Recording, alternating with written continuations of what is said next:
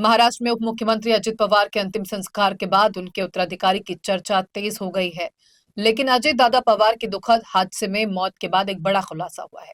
जानकारी सामने आई है कि अजित दादा पवार महाराष्ट्र में जिला पंचायत चुनावों के संपन्न होने के बाद एनसीपी के दोनों खेमों की विलय की घोषणा की तरफ आगे बढ़ रहे थे। ऐसा करने के लिए उन्होंने 8 फरवरी की तिथि निर्धारित की थी, लेकिन उनके असमय निधन से ये योजना अधूरी रह गई। अजित पवार के पंच तत्व में विलीन होने के बाद महाराष्ट्र में जहां उनके उत्तराधिकारी के तौर पर पत्नी सुनेत्रा पवार का नाम लिया जा रहा है, तो वहीं दूसरी तरफ राष्ट्रवादी कांग्रेस पार्टी के दोनों खेमों के साथ आने की चर्चा भी तेज हो गई है।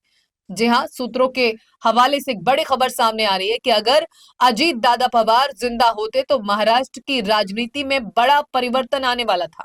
यानी राष्ट्रवादी कांग्रेस पार्टी के प्रमुख अजित पवार की मृत्यु से पहले यह फैसला हो चुका था कि चाचा भतीजा साथ आ जाएंगे और एनसीपी अब विभाजित नहीं रहेगी। सूत्रों की माने तो बारामती विमान हादसे के कुछ दिन पहले अजीत पवार और शरद पवार के बीच बातचीत भी हुई थी। इस बातचीत में एनसीपी के दोनों गुटों के एक होने पर सहमति बन गई थी। इसके बाद दोनों वरिष्ठ नेताओं के बीच एक बैठक हुई जिसमें आगे की प्रक्रिया पर विचार और चर्चा किया गया। सूत्रों का दावा है कि अजित पवार और शरद पवार ने जिला परिषद चुनाव के तुरंत बाद इस विलय का ऐलान करने का फैसला लिया था। बताया जा रहा है कि 8 फरवरी को इसकी घोषणा होने की तैयारी भी कर ली गई थी, लेकिन इससे पहले ही दुखद विमान हादसे में अजित पवार नहीं रहे। इससे पहले अजित पवार के करीबी रहे किरण गुज्जर ने भी ये दावा किया था कि एनसीपी के दोनों सीनियर नेताओं ने बारामती प्लेन क्रैश के ठीक 5 दिन पहले इस विषय पर लंबी चर्चा की थी और दोनों इस बात से सहमत थे कि पार्टियों को एक साथ आ जाना चाहिए। वहीं आपको बता दें कि अभी भी एनसीपी के दोनों गुटों के विलय पर चर्चा चल रही है। सूत्रों का कहना है कि पवार परिवार को एकजुट करने के लिए शरद पवार विलय पर फैसला ले सकते हैं। नहीं हो जाएगी, हमारी इच्छा है। दादा की अंतिम इच्छा भी यही थी कि होना चाहिए। क्या चाहते थे दादा, क्या चाहते थे? आपने भी सब एक होना चाहिए। सभी परिवार पार्टी सब एक होना चाहिए।